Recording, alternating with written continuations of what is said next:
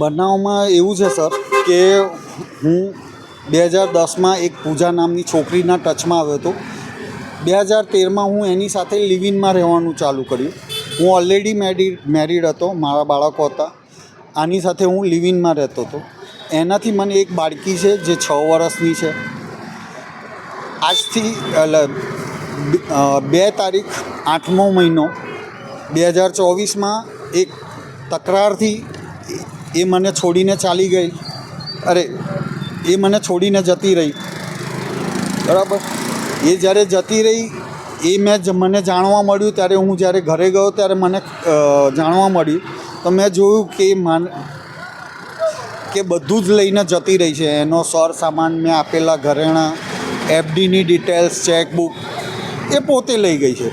ઘણી એમાંની એક બેંકની એફડી એ છોડી ગઈ છે. એ જતી રહી એના પછી મેં મિસિંગ કમ્પ્લેન કરી. એ આવી પાછી જતી રહી. એને સીધું કહ્યું કે મારે તમારી સાથે નથી રહેવું. ઓકે, પણ મેં મારી છોકરી માટે તપાસ કરી. મારી છોકરીને માટે હું હેરાન હતો કેમ કે આનું કેરેક્ટર, આની સાથેના જેટલા લોકો છે એનું કેરેક્ટર બહુ સારું નથી. મેં એના માટે તપાસ કરવાની ચાલુ કરી. એને શોધતા હું 5મા મહિનાની વાત કરું તો 14મી તારીખે મને અટલાદરા પોલીસ સ્ટેશનથી કોલ આવે છે. ત્યાં આગળ PSI ભરવાડ સાહેબે મને બોલાવ્યો કે તમારા વિરુદ્ધ કમ્પ્લેન કરેલી છે કોઈએ. હું ત્યાં પહોંચું છું.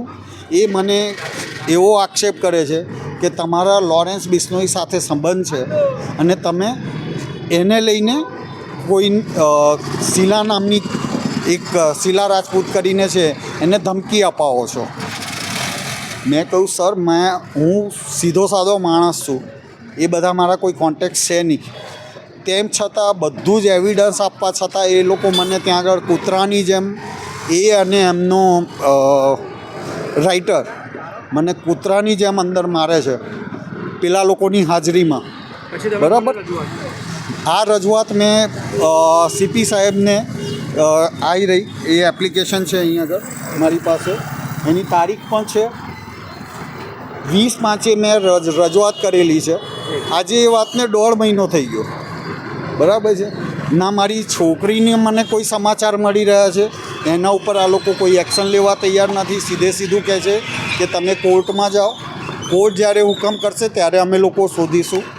અને બીજી બાજુ જે ભરવાડ સાહેબ અને એમના રાઇટરે મને માર્યો છે, એના માટે જો હું કંઈક પણ એમને કંઈક કહેવાનું કહું છું તો એ લોકો સીધું એવો જવાબ આપે છે કે તમે તમારી છોકરીનું જુઓ, તમારી જે ભાગી ગઈ છે એ બૈરીનું જુઓ. બરાબર છે. મારી માંગમાં કંઈ નથી. મને ન્યાય મળે. કમસે કમ મને શું કરવા માર્યો એ તો મને જાણવા મળે. લોરેન્સ બિશ્નોઈ જેવો માણસ મારા જેવા સીધા માણસના ટચમાં હોય એ પોસિબલ છે? કોઈ દિવસ નહીં. અને એ ટચમાં કઈ રીતે હોય? એ પોતે જેલમાં હશે કદાચ અત્યારે. હવે એમાં જે પણ લીગલ એક્શન લેવાતા હોય એમની ઉપર એ એક્શન લે.